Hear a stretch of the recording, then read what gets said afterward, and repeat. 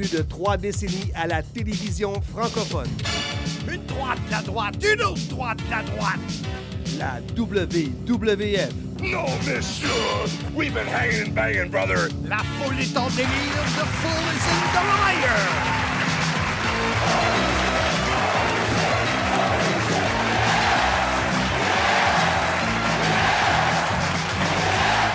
La WCW. Woo! New World Order. J'ai la chair de poule! Comme disent les Américains, I've got the chair to pull us!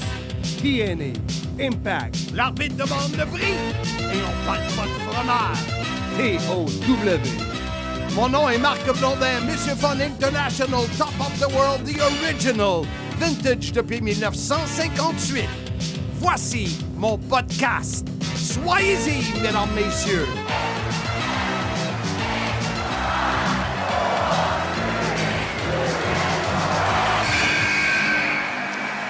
Bonnes vacances!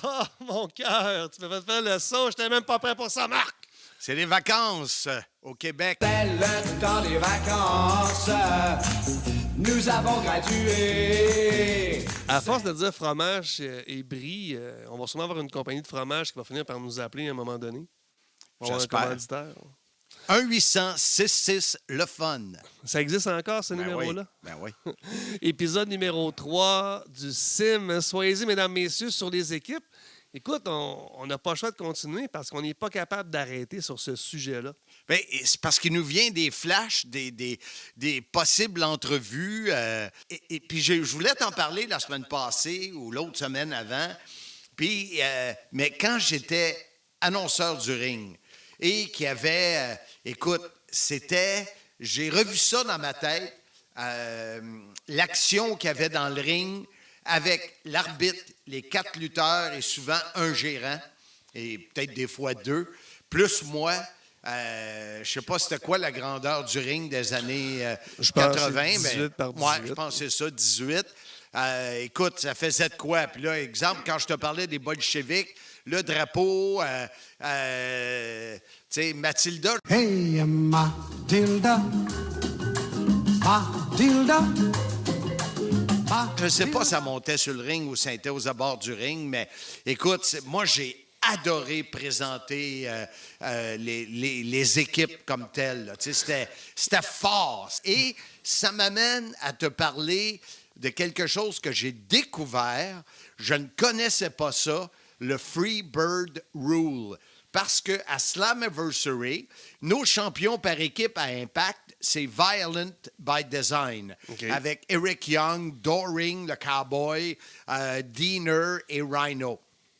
Et ils ont, comme de raison, 2 ceintures, mais ils décident qui est champion un soir donné. Là, j'avais de la misère à comprendre ça. Et c'est mon collègue, Monsieur Incroyable lui-même, Jean-Frédéric Clément, qui m'a parlé de ça.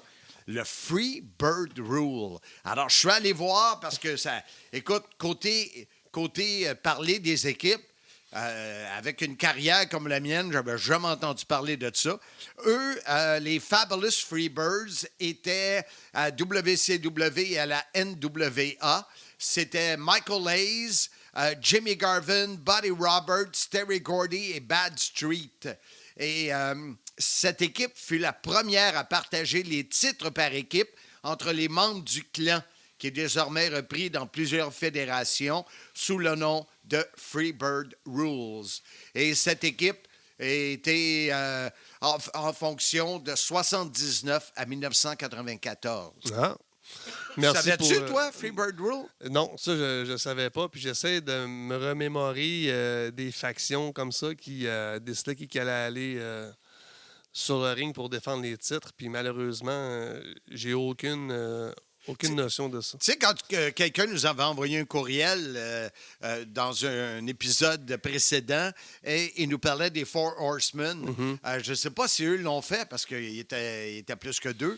T'sais. Je ne sais pas non plus, mais tu sais, parfois, Marc, on s'éloigne un peu de notre thématique parce que tu sais, c'est ce que toi, tu as vécu, tes moments privilégiés des 3 décennies. Donc, on se fait un petit peu pitcher ici et là.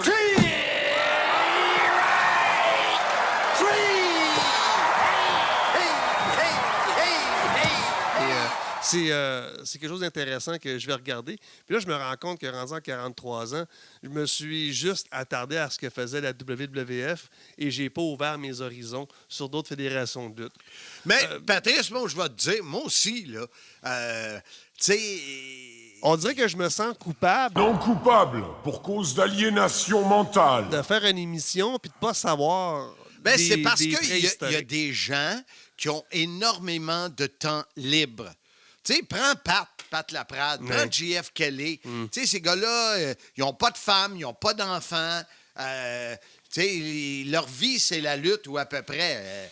Fait qu'à un moment donné, aujourd'hui, pour être branché sur tout ce qui se passe, tu sais, Handsome qui va être papa pour une 3e fois, à un moment donné, faut que tu Ouais. changes les couches au lieu de regarder la lutte. Puis si tu regardes la lutte en changeant les couches, tu risques de te beurrer.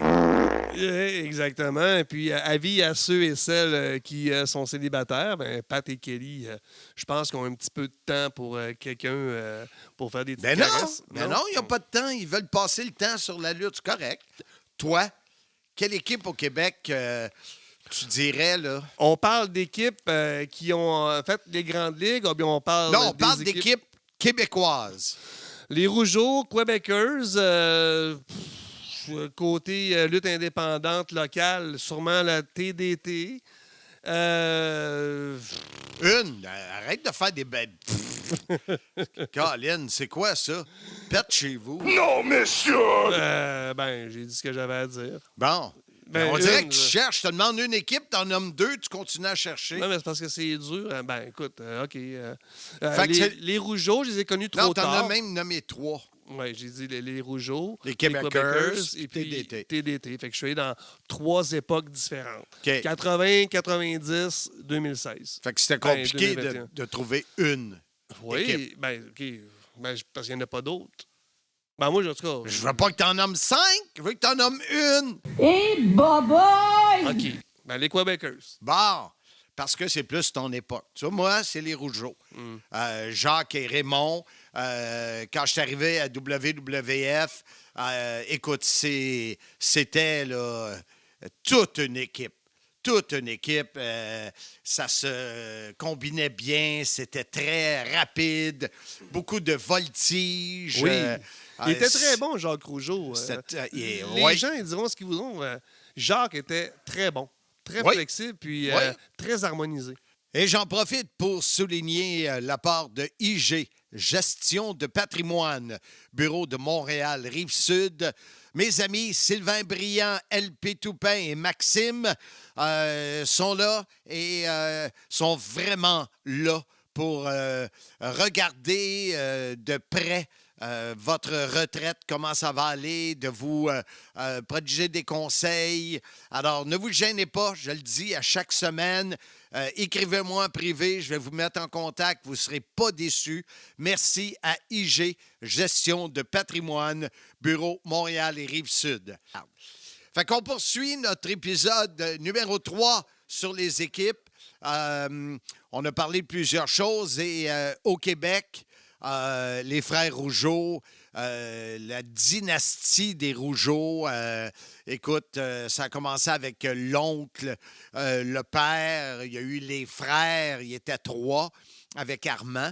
Alors, il y avait beaucoup de sujets. Alors, je suis certain que vous allez tout arrêter et bien vous concentrer sur l'entrevue que j'ai réalisée avec nul autre que Raymond Rougeau, un chic type qui a travaillé pour nous, entre autres à la TOW, pour les émissions de télé. Donc, après la pause, Monsieur Raymond Rougeau.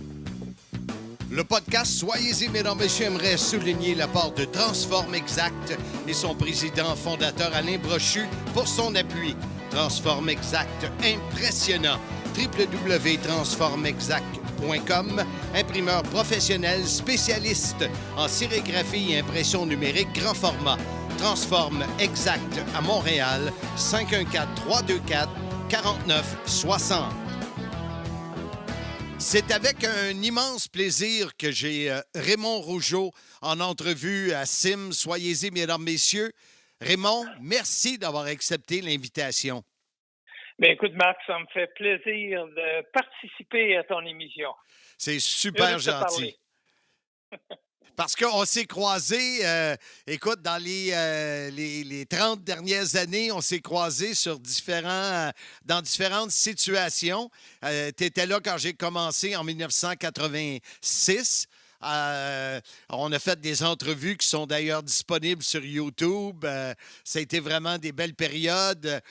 J'ai même été votre chauffeur à un moment donné quand on était sur la route. On a même fini la TOW ensemble. Fait qu'on s'est croisés et on a fait tous les deux le même travail de descripteur. Fait que c'est... on a des années ensemble où on a partagé cette passion pour la lutte. Oui, on a plein de choses en commun. On a eu beaucoup de plaisir ensemble, cette fois. Oui, là. Oui, ça, pas pour rien qu'il m'appelle Monsieur Fun. Exact. Parce que tu es toujours avec le sourire accroché au visage. Il faut, c'est important. Fait que, Raymond, si on parle les épisodes qu'on a fait sur les équipes, on est obligé d'en faire 3 parce qu'il y avait tellement de choses à dire. PCO nous a parlé de l'époque des Québécois. Paul Leduc nous a parlé des équipes dans les années 70. Mais quand on parle et que le mot rougeau sort de la bouche d'un amateur de lutte, écoute, c'est toute une famille et j'essayais de me rappeler, ton oncle et ton père, est-ce qu'ils ont travaillé surtout en équipe ou en solo? Ils ont travaillé en équipe, mais c'était surtout en solo. OK. Fait que, mais ils ont fait plusieurs matchs par équipe, puis ils ont eu des bonnes histoires aussi contre les Vachons, contre Hans Schmidt, et Maurice Vachon. Il y a eu des belles rivalités à cette époque-là, mais mon père et mon oncle, c'était surtout en simple. C'était quoi la différence d'âge entre les deux? 11 mois et demi. Ah oui, Seigneur, Oui. c'était pas beaucoup, là. Non. Il n'y avait même pas un an de différence entre les deux. Ben oui. Et je sais que j'ai lu plusieurs choses sur ta carrière, mais le fait d'avoir été dans le ring avec Jacques et Armand, ça doit avoir été quelque chose de très spécial pour toi. Ah, ça a été formidable. Puis même dans le ring avec Jacques, Armand et mon père. On avait fait quelques combats 4 contre 4. Il y avait les 4 rougeaux. Oui, ça c'est à l'époque avec la lutte avec Gino Brito, puis Dino Bravo, puis Ricky Martel. On avait fait quelques combats de 4 contre 4. Fait que ça a été, on peut dire, le fun, puis aussi bien le fun pour mon père, qui avait ses 3 garçons avec lui sur le ring. Ça a été bien le fun. Mais oui, d'avoir partagé le ring avec Jacques et Armand, ça a été des très beaux moments parce que plus tôt dans ma carrière, moi, j'ai fait des combats en équipe avec mon oncle Jean Rougeau. J'en ai fait en équipe avec mon père, Jacques. Et puis, même mon père et moi, on avait été champions par équipe ensemble. Ah, tu vois, ça, c'est le bout que je savais pas. Wow! Ça, on apprend toujours quelque chose, hein? Mais-en. Puis de vivre ces choses-là, écoute, je suis jaloux de toi parce que moi, j'ai perdu mon père très jeune. Alors, c'est des choses que j'ai pas eues. Ben, c'est sûr, je suis pas lutteur, mais des feelings ou des choses que tu partages avec ton père, c'est vraiment quelque chose que tu gardes à vie. Ah oui, on oublie jamais ces moments-là. Puis j'ai eu une relation privilégiée avec mon père parce que, tu sais, j'ai commencé à m'entraîner à l'âge de 13 ans. Fait que là, m'entraîner avec mon père et même il m'emmenait dans des shows de lutte. Et puis, on a voyagé beaucoup ensemble. On a lutté pendant 6 ans ensemble. Wow. On est allé lutter au Japon. On est allé 2 mois au Japon, mon père et moi. On était revenus par Hawaï en revenant. On a lutté aussi dans le nord-est des États-Unis. On allait à Buffalo, Rochester, Cleveland, Détroit, Cincinnati, alors que j'avais 18 ans, puis 17 ans, puis mon père luttait encore. Fait que c'était le fun, on voyageait ensemble comme ça. Eh, Seigneur, que tu vas avoir la tête remplie de souvenirs. Bien pleine. Et pour la plupart des amateurs de lutte qui nous écoutent, La période des frères Rougeau, Jacques et Raymond, c'est vraiment à la WWF que les gens se souviennent. Mais vous avez fait vous êtes arrivé quand à la WWF exactement? En janvier 1986, Vince McMahon a voulu nous rencontrer et on a fait notre première tournée avec la WWF en février 86 en Australie. Donc, on a presque commencé en même temps. J'ai commencé en 86, moi, autour de l'été, à être annonceur du ring. Ouais. Bon, ben c'est ça. Nous, ça faisait depuis février qu'on avait commencé sur le ring. Puis comment... Et d'ailleurs, oui, première partie de 86, il a fallu qu'eux autres, ils travaillent pour sortir nos papiers de travail pour les États-Unis.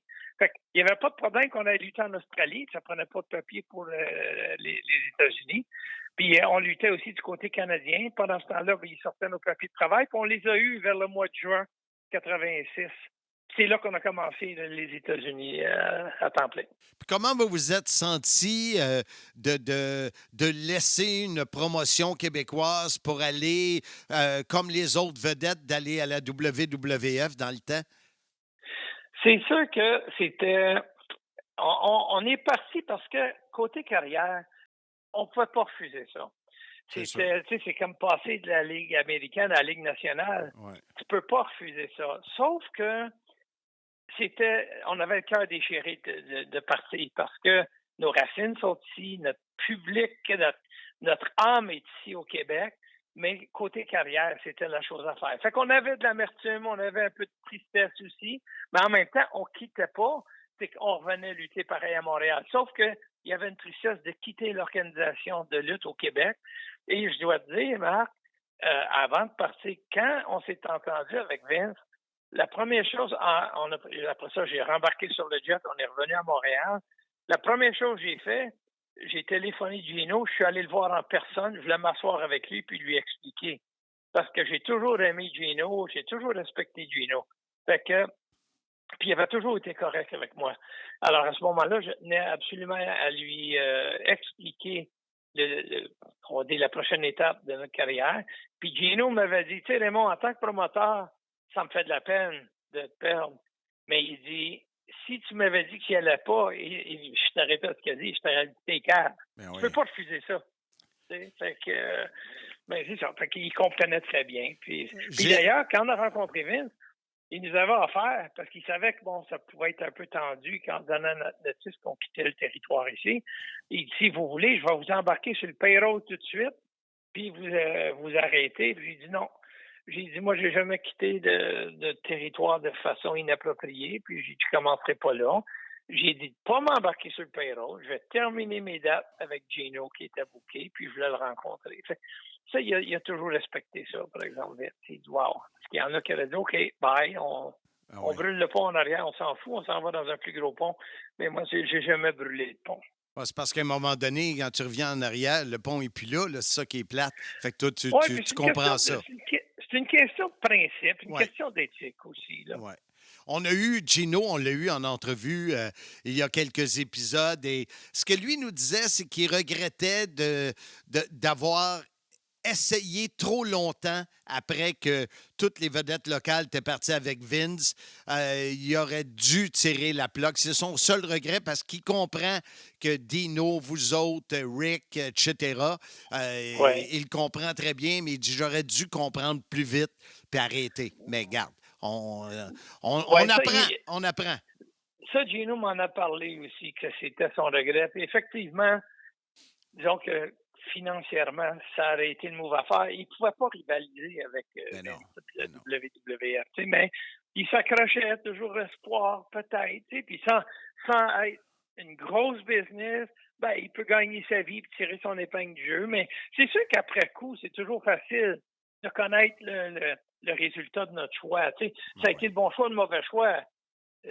Quand on regarde en arrière, c'est facile à dire si ça a été le bon move ou pas le bon move. Là. Mais dans le temps, il y a la passion, tu es dedans, tu as toujours espoir, puis il était travaillant. Fait qu'il souhaitait toujours que ça puisse fonctionner, mais malheureusement, ça n'a pas marché. Le podcast Soyez-y, mesdames, messieurs, souligne l'appui de Pneus et Mag Côte-Saint-Louis sur la rive nord de Montréal. Mon choix en matière de pneus et mag. Le plus gros inventaire de pneus et mag neufs et usagés des Laurentides. On parle ici de plus de 5000 pneus d'occasion en stock. Tu cherches des pneus, des roues, c'est la place. Vous verrez que notre équipe est de loin la meilleure dans le domaine. Rapidité, efficacité, sans oublier les sourires. Demandez un prix en communiquant au 450-437-9771. Quand on parle de la WWF, mes années à moi, vos années à vous autres, les combats par équipe, contrairement à aujourd'hui, en 2021, c'était important et c'était populaire. Il y en avait des équipes et le monde aimait ça. Mais pour moi, je considère qu'à l'époque où mon frère et moi sommes arrivés à la WWF, et puis que, tu sais, il y avait l'équipe comme Demolition, les British Bulldogs, le Dream Team, puis tu sais, le Strike Force, puis Can-Am Connection, puis les Killer Bees. En tout cas, pour moi, c'était l'âge d'or de la lutte par équipe à la WWF. Ça a été pour moi le moment où on peut dire qu'il y avait le plus de talent au pouce carré dans l'histoire de la lutte. Et des équipes aussi. Oui, mais je parle de la lutte par équipe. Là. Okay. Ah oui, OK. Là, je cite de la lutte par équipe. Là, je parle pas des combats en simple. Tu avais le Hart Foundation. Écoute, ça finissait plus la profondeur de talent que tu avais à la WWF à ce moment-là. Pour moi, tu avais, selon moi, le plus bel attroupement de talent par équipe dans notre industrie. Là. Et Vince pouvait, un soir donné, avoir un main event où c'était combat par équipe en main event, ce qu'aujourd'hui, pas sûr que tu vas voir ça. Oui, non, c'est ça. Ce qu'on entend aujourd'hui, c'est que Vince, il croit pas que les combats par équipe aujourd'hui peuvent attirer des grosses foules. Tu sais, des grosses recettes. C'est plus sur les combats en simple. Sauf que, mais on peut dire que la lutte a évolué aussi, puis tout a changé. Là, il y a des combats triple menace, puis des combats, tu sais, il y a toutes sortes de choses. Mais à l'époque où, que tu parles dans les années 80, effectivement, tu avais des combats par équipe qui étaient d'ailleurs un des premiers combats, je pense, de l'événement SummerSlam.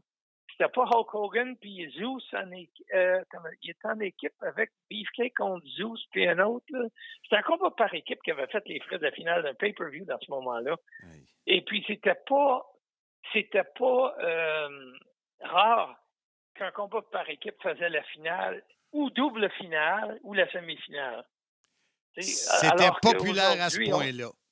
Ah oui. Écoute, regarde, juste te dire, tu te souviens, mon frère et moi avions eu une bonne rivalité avec les Rockers, Shawn Michaels, Marty Jannetty. Oui. On avait travaillé, pendant 6 mois avec eux autres, on a fait le tour du monde. Et puis, tous les gars-là, on était souvent comme semi-finale. Mettons, il y avait 9 combats ou 10 combats. Mettons, il y avait 10. Bon, on était le 8e combat sur la carte, mais on passait toujours dernier. Parce qu'on était difficile à suivre. Les matchs étaient tellement intenses, les gens étaient dedans, puis les matchs étaient bons.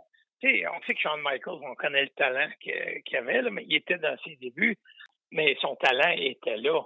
Et puis les matchs qu'on pouvait sortir, c'était difficile pour les autres à suivre. C'est pour ça que, je te dirais, presque 100% du temps, mon frère et moi, on passait dernier sur les cartes, même si on n'était pas annoncé la grande finale. Parce que le rythme était, pour les autres qui suivaient, la barre était haute. C'était pas suivable. Non, et d'ailleurs, on avait fait quelques combats. Ils appelaient ça à ce moment-là, c'est des marathon matchs, des combats marathon. Aujourd'hui, ils appellent ça le Ironman match, mais c'était le combat marathon. On a fait des combats contre les Rockers pendant 1 heure. L'équipe qui avait le plus de chutes au bout de l'heure était l'équipe gagnante. Et souvent, on se rendait au bout de l'heure avec, mettons, 1 chute à 1 chute ou 2 chutes à 2 chutes. Et là, on allait en temps supplémentaire, on va dire en prolongation, puis la première équipe à prendre un tombé gagnait le match. Mais on luttait encore un autre 15 à 20 minutes C'était des combats qui duraient 1h15, 1h20. Et puis, je te dirais que le dernier 25 minutes, il n'y avait plus personne assis dans leur chaise. Tout le monde était debout. Puis, écoute, c'était l'euphorie.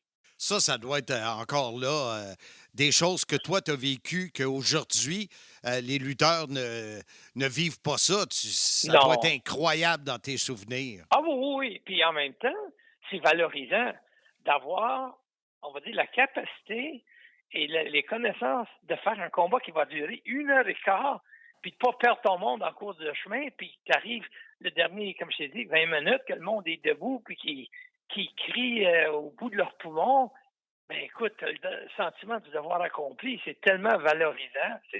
Dans le fond, quand on lutte, c'est quoi? On veut procurer des émotions aux fans. Oui, c'est le mot émotion, c'est ça qui fait que les gens embarquent, ils croient. Oui, ils croient. Ils s'abandonnent complètement. Exact. C'est un peu ce qu'on a lu beaucoup, que le Canadien nous a fait vivre au printemps. Après la pandémie, on a embarqué parce qu'on avait besoin, puis ils ont réussi à nous faire embarquer. Fait que la lutte, c'est créé pour ça. Et un des gars qui était bon pour le créer, c'était Pat Patterson, avec sa façon de penser à un combat, puis d'en parler, de le préparer. Là, Pat, tu le connais, c'est un génie. Pat pensait lutte 24 heures par jour, 7 jours semaine. Je pense que quand il dormait, il rêvait lutte. Puis il se levait le matin avec des idées qu'il avait rêvées, puis il essayait d'élaborer là-dessus. Mais il y avait, dans sa tête, c'était filé pour la psychologie d'un match, pour arriver à... j'ai lutté contre Pat Patterson, tu vois. D'ailleurs, j'ai lutté en équipe avec lui.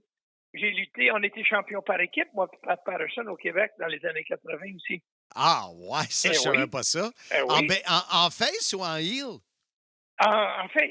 Puis, en fait, Pat, il était babyface en équipe avec moi. On était champion par équipe. Et puis, c'est au cours de notre séquence par équipe qui s'est retourné contre moi, puis qui est devenu heel, puis qui est en équipe avec Pierre Lefebvre. Et c'est là que mon frère a embarqué en équipe avec moi contre Pierre Lefebvre et Pat Patterson. Wow! Mais ça a été une belle rivalité avec Pat Patterson. On a lutté au Colisée de Québec, Pat et moi. Je te parlais des combats marathon, des 1 heure, puis celui qui avait le plus de chutes après l'heure gagnée, comme on a fait avec les Rockers. Puis j'en avais fait un en single contre Pat Patterson à Québec. Puis ça a été la folie, ça a été fou, là, encore une fois. Mais Pat, il y avait la psychologie d'un match, comment monter ça. Tu n'essayes pas que le monde soit debout au bout de 30 secondes. Tu vas lutter pendant 1 heure. Fait que tu pars et tu crées ton histoire et tu montes ton histoire. Là, les gens, sans s'en rendre compte, sont bien assis dans leur siège. À un moment donné, mais ils ont le dos décollé du dossier. À un moment donné, ils sont assis plus sur le bout. Puis après ça, ils sont debout, puis à côté par les barricades. C'est ça de terminer ton match comme ça. Fait que un crescendo. Oui, tout à fait. Raymond, dans ce temps-là aussi, il y avait beaucoup de multi-chutes, là, des 2 de 3 à finir. Oui.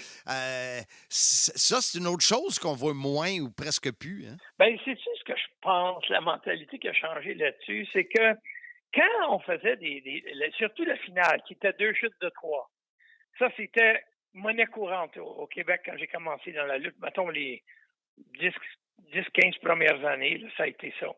Et puis, après ça, les promoteurs, ce qu'ils ont dit, c'est qu'ils ne voulaient pas faire battre leurs étoiles.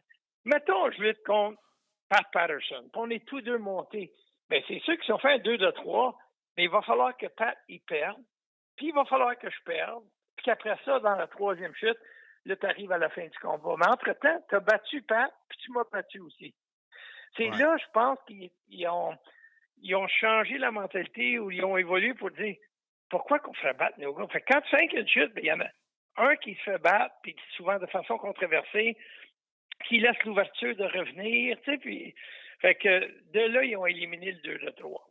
Si on revient à ces années-là, Raymond, et on parle de Fabulous Rougeau Brothers, les rivalités. Si tu avais à faire, mettons, top 3 ou peut-être plus des rivalités, tantôt tu as parlé des Rockers, c'est quoi quelle rivalité que tu retiens le plus de Jacques et toi en équipe comme les Fabulous Rougeau Brothers? Ben, avec les Fabulous Rougeau Brothers, c'est avec les Rockers. Parce que ça a été très intense. Écoute, quand on avait malmené Shawn Michaels, quand on l'avait frappé avec le mégaphone parce qu'on était dans du heel, nous autres, là. Ouais. Et puis, écoute, il y a des filles qui pleuraient parce qu'on maganait Shawn Michaels, tu sais, parce que les filles l'aimaient, Shawn.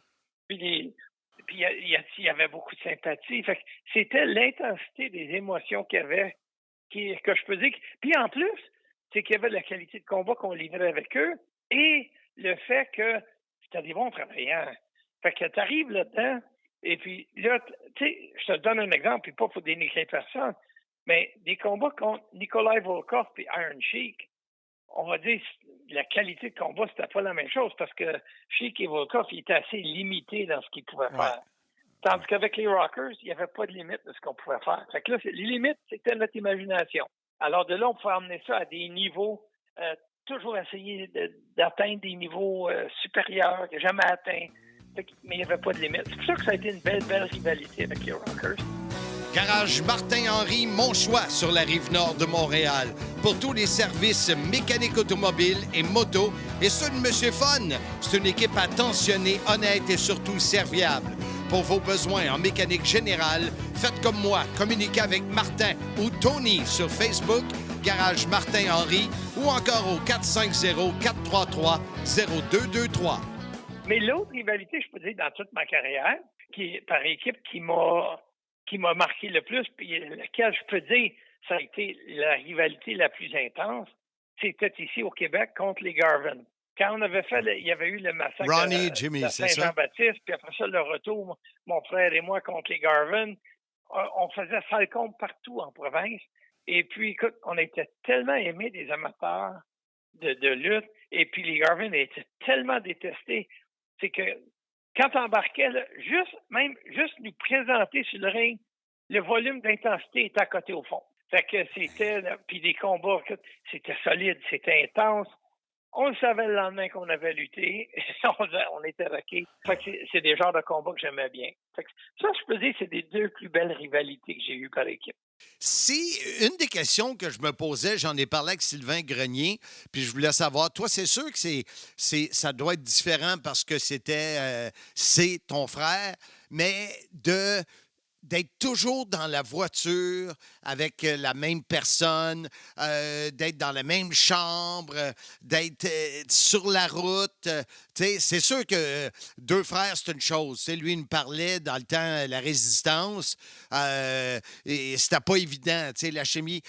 Comment que des lutteurs peuvent vivre ça constamment, être avec une autre personne, surtout que dans le temps, les équipes, c'était pas éphémère, ça durait longtemps.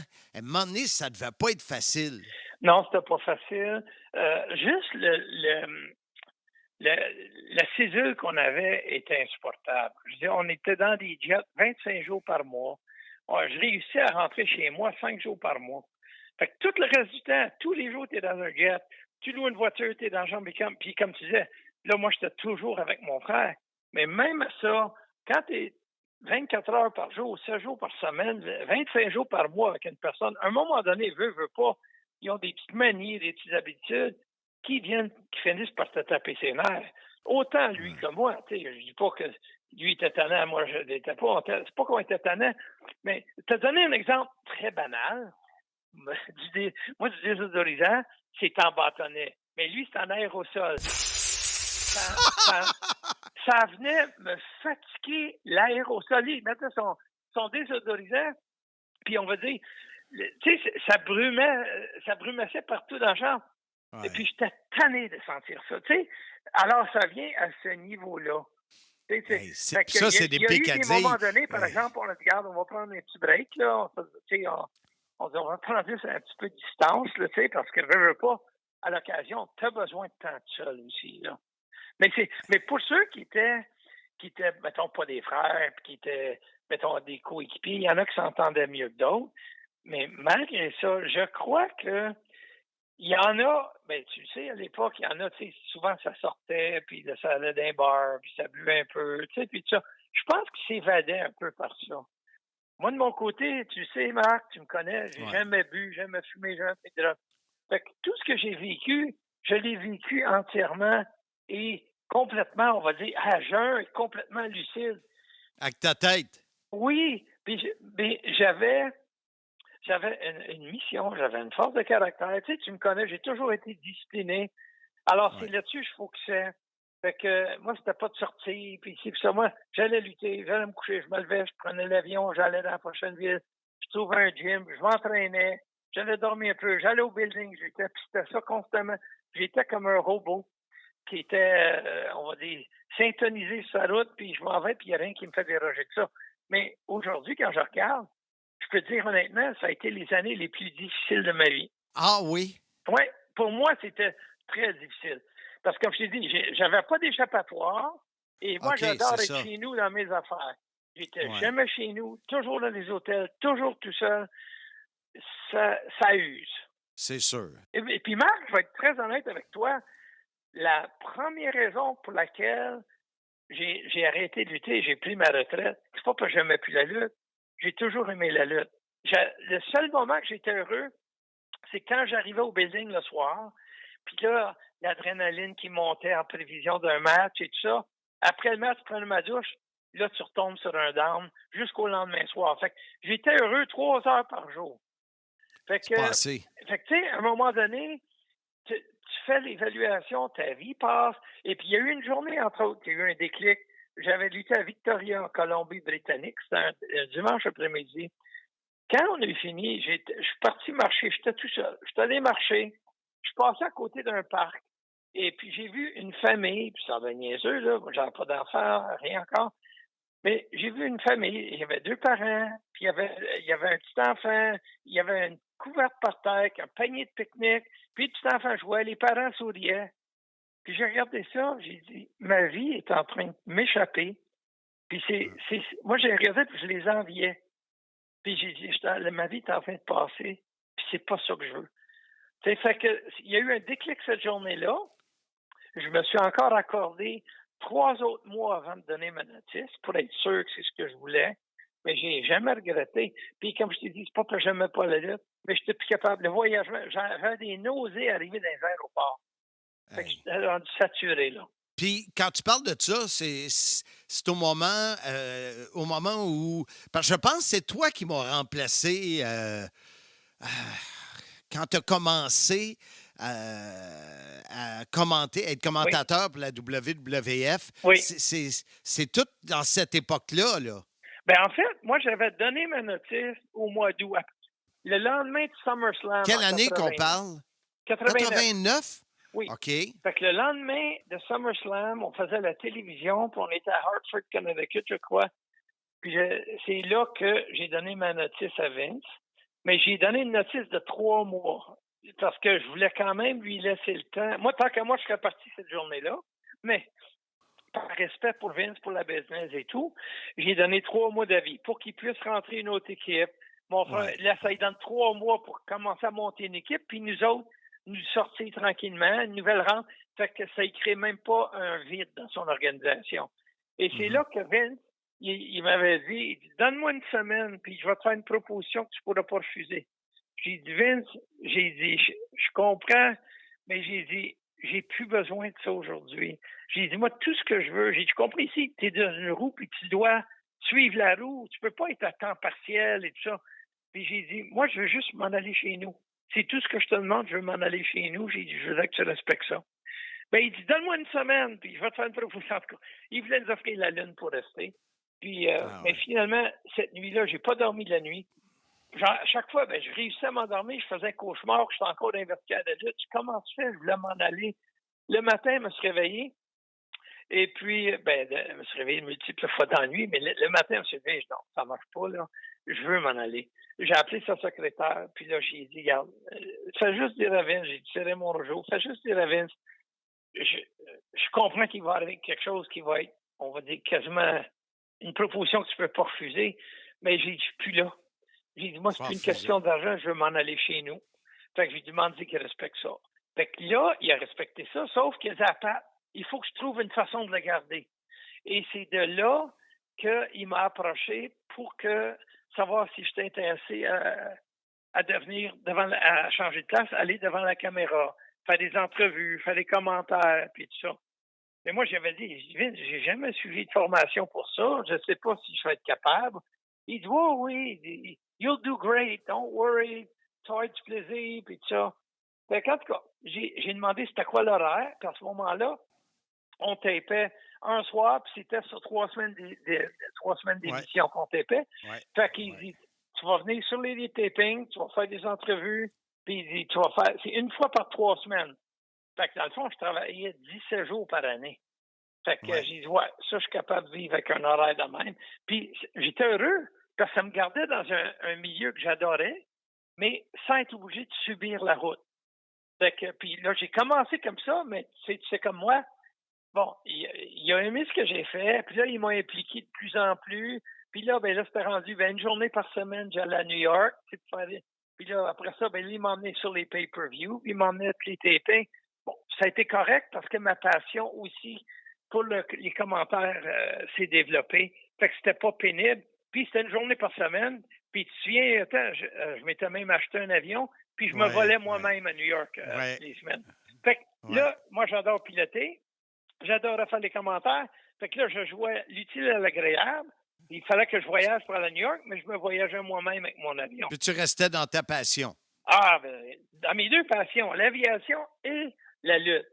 C'est ça. Mais puis du côté du ring, je me suis jamais ennuyé de ça. C'est comme la switch. Moi, je suis très heureux de ce que j'ai accompli dans ma carrière. Puis avec mon frère, on a atteint des sommets que, je dis, il n'y a personne dans la famille avait atteint. Fait qu'on a emmené le nom Rougeau sur l'échelle planétaire. Fait que moi, j'étais très heureux, très satisfait de ma carrière. Et après ça, je suis devenu commentateur. Puis encore là, j'ai atteint des beaux niveaux côté commentateur aussi. Intervieweur anglais, français, tu sais, toutes les slam jams, les face-to-face. En tout cas, nomme-les, je les ai toutes faites. Les entrevues live sur le ring pour Vince, tu sais. Fait que pour moi, c'était wow. Tu sais, c'était un bonus. Ce à quoi je me serais jamais attendu, qui m'a été offert comme ça. Fait que j'ai prolongé ça encore pendant plusieurs années. Fait que, écoute, une carrière qui est incroyable. Comment Jacques a réagi quand toi, t'as dit c'est fini, je donne 3 mois? Lui, étais-tu t'as à la même place que toi? Oui, en fait, on avait discuté ensemble. Tu sais, quand tu es en équipe, tu as quand même une responsabilité face à ton coéquipier. Fait que c'est sûr que si moi je quittais, puis mettons, lui, ça le laissait tout seul, c'est sûr que ça le laissait d'une place qui était moins confortable. Fait qu'on avait discuté ensemble. D'ailleurs, on était au même endroit. Lorsqu'on était tannés tous les deux de la route, lui était prêt à donner une notice puis terminer là, dans 3 semaines. Mais c'est moi qui l'a, on va dire, qui l'a raisonné, qui lui a dit, regarde, c'est peut-être juste une mauvaise passe là, qu'on traverse. Laissons-nous 3 mois, puis si on file encore comme ça dans 3 mois, on pourrait donner notre notice ensemble. Fait qu'il était d'accord avec ça. Et quand j'ai donné ma notice, juste après SummerSlam 89, ben, il était avec moi. On a donné notre notice ensemble. Il était tout à fait d'accord. Jacques était un petit peu plus, on va dire, émotif que moi ou impulsif. Quand on est revenu, quand on a fini notre dernier soir, on est revenu. Lui, il voulait tout brûler son stock. Il dit, je brûle mon stock, c'est fini, je ne lutte plus jamais, c'est terminé. Moi, j'ai suggéré, attends. Mais pour moi, dans ma tête, j'étais plus là que lui, mais je ne suis pas impulsif. Ouais. Moi, j'ai donné ma notice, c'est fini, j'ai plus d'attache, j'ai plus rien, je commence comme commentateur, ça va être le fun. Mais j'ai dit, brûle pas tes affaires, serre-les pour ne plus les voir, comme ça, tu vas décrocher. Et puis, on s'en reparle dans 6 mois. Fait que si dans 6 mois, on regarde, on dit, ben regarde, ça nous manque. Parce qu'il y a des gars qui disaient, tu vois, vous allez voir, dans 2 mois, vous allez supplier Vince de revenir, puis tout ça. J'en doutais, mais il n'y a rien d'impossible. Fait que j'ai dit, donnons-nous 6 mois. Dans 6 mois, on s'en reparlera. Puis j'ai dit, à ce moment-là, si tous deux, on veut retourner, ben, on rappellera Vince, puis on lui demandera si on peut retourner. Si ni un ni l'autre veut y aller, ben, c'est terminé. Et puis, s'il y en a un des deux, puis l'autre veut pas y aller, ben, celui-là, il fera son approche à Vince. Fait qu'il avait dit OK.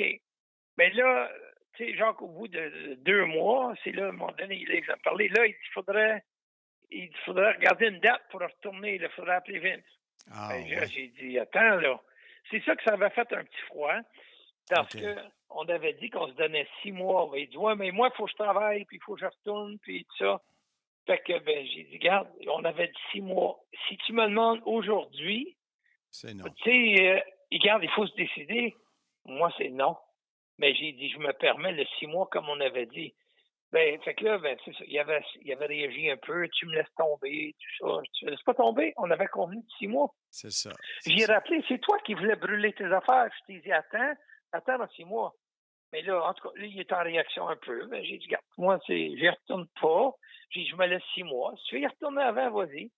Et puis, ben, j'ai dit, si tu me demandes aujourd'hui, moi, j'ai dit, chaque jour qui passe, je suis de plus en plus heureux de ne plus être sur la route que sur le ring. Fait que c'est là qu'il a appelé. Ben, il est retourné comme de Mountie avec de Mountie. Puis après ça, il a fait équipe avec Pierre Calloway. Les Québécois. Oui, exact. Fait que, mais c'est comme ça que ça s'est passé. On a donné notre liste ensemble, on est parti. Et puis là, au bout de quelques mois, lui, il voulait retourner, mais moi, je ne voulais plus retourner. Puis c'est là qu'il est retourné comme de Mountie. Puis, lorsqu'il est retourné, est-ce que quelques mois plus tard, il t'a dit, Raymond, le 6 mois, il est up, tu t'en reviens-tu ou c'était fini? Là? Non, on n'a plus reparlé parce que c'était fini, là, le 6 mois. mois, c'était out. out. Ça lancé comme de Mountie, puis ça allait bien, son affaire. Ouais. Fait que c'était super. Puis moi, j'étais très heureux comme commentateur. Fait qu'on n'a jamais reparlé qu'on retournait. Puis moi, de toute façon, ma décision était prise. Je ne retournais plus, c'était terminé pour la lutte. Fait que le point final était là. Si je te dis WrestleMania 3, oui. C'est quoi qui te vient en souvenir? Mon souvenir, c'était l'ampleur. Je peux pas dire que c'était notre match. On était juste un match sur la carte là, contre Valentine Beefcake avec Dino Bravo dans le coin. Mais c'était l'ampleur de l'événement. J'avais jamais connu un événement d'une telle ampleur. C'était les vedettes de Hollywood qui étaient là. Ouais. C'était écoute, c'est ça, c'est l'ampleur. Il a fallu qu'on arrive là le matin. Vince a demandé qu'on soit là à 10h30 le matin pour être sûr que personne ne soit pris dans le trafic qui arrive et c'est ça. Fait que j'étais là, moi, le matin, et puis je suis rentré dans le building, je regardais les sièges, la grosseur du building. Même, je suis monté à pied jusqu'en haut pour regarder le ring. Et comment on voyait ça d'en haut? J'en revenais pas. C'était un petit carré au milieu d'un grand building. Là. Les gens regardaient plus, selon moi, sur les écrans géants que sur le ring. Parce qu'on avait quelques fourmis en bas, là, tu sais. Fait que je peux dire que c'est l'ampleur de l'événement qui m'a marqué. Pour moi, ça a été le plus gros événement. Raymond, je t'avais dit 20 minutes, une demi-heure. On a fait presque 50 minutes. Merci. Merci beaucoup de ta générosité, de ton temps, de la personne que tu es, que j'ai toujours respectée. Fait que je te dis un gros merci. Je l'apprécie énormément, mon ami. Bien, merci beaucoup, Marc. Puis le respect est mutuel. Puis n'importe quand, ça me fera plaisir. Puis écoute, je te souhaite une belle continuité. Merci beaucoup. Au plaisir, Raymond. Au plaisir. Bye-bye. Bye. Le podcast Soyez-y, mesdames et messieurs, aimerait souligner l'apport de la Shop à pâte pour son appui. La Shop à pâte au 790 Sainte-Hélène à Longueuil, une épicerie fine que tu te dois de découvrir, un vrai coup de cœur. L'Italie dans ton assiette. Une fabrique de pâtes 100% semoule style italienne. Les meilleures pizzas sauce maison et des plats préparés maison, dont le mac and cheese. La Shop à pâte 100% québécois y approuvé. Aliments du Québec. Visite shopapâte.ca. Je sais pas si tu me regardais, mais j'avais le sourire aux lèvres. Tout le long de l'entrevue, j'ai été captif. Ça a été wow. Merci beaucoup, M. Raymond Rougeau. C'est de généreux temps. Oui, puis ce qu'on va dire à nos auditeurs, Patrice, c'est qu'on a fait une entrevue de presque 1 heure, 50 quelques minutes. Et je vais garder Oui. certaines sections de l'entrevue pour d'autres épisodes. J'en ai profité pour lui parler de l'événement avec Dynamite Kid et son frère. T'as dit British Bulldog au début. Ouais. Puis c'est le fun que la seule affaire que tu as retenue de 50 minutes, c'est que je me suis trompé, c'est un nom. Non, c'est pas ça que j'ai retenu. C'est la longueur de ses réponses. Puis je me disais, wow, il est tellement généreux parce que je me rappelle, quand on a débuté le podcast, t'étais pas trop chaud à l'idée de déranger les gars, des appeler parce que ça fait longtemps que tu leur as pas parlé. En plus, tu sais pas si ça les intéresse. Tu as peur de déranger. Puis à force de te pousser, ben, on voit le résultat aujourd'hui. C'est positif. Fait que merci, Patrice. De rien, fait que c'est ça. Écoute, ça termine un autre épisode sur les équipes. C'était vraiment fascinant. Un gros merci à IG. Oh, j'ai encore mordu ma langue. Aïe aïe, tu me fais mal à mon cœur d'animal. IG Gestion de patrimoine, Bureau Montréal-Rive-Sud, LP Sylvain Maxime. Écrivez-moi en privé, je vous mets en contact avec eux pour vos projets, entre autres de retraite et de placement. Et garde, on continue. Nous autres, il n'y a pas de vacances, c'est ça. Tout l'été, toute l'année. L'été, c'est fait pour jouer, comme dirait Prunel et Cano. Non, c'est Canel et Pruneau, excusez. Puis également, demander à Marc les questions parce que vous ne savez jamais quand est-ce que ça va arriver. On a dit des épisodes précis, mais par contre, souvent, on peut sortir un lapin du chapeau à Marc et poser une de vos questions. SYMM, SYMM 1958 à commercial@gmail.com. Marc, on a nos produits à l'effigie du CIM qui sont disponibles. Oui, Trophée Concept CFGL Métaux. Vous écrivez à Chantal ou vous m'écrivez à moi, puis on s'occupe de ça. Alors, un gros merci d'avoir été là et je vous donne rendez-vous la semaine prochaine pour un autre épisode.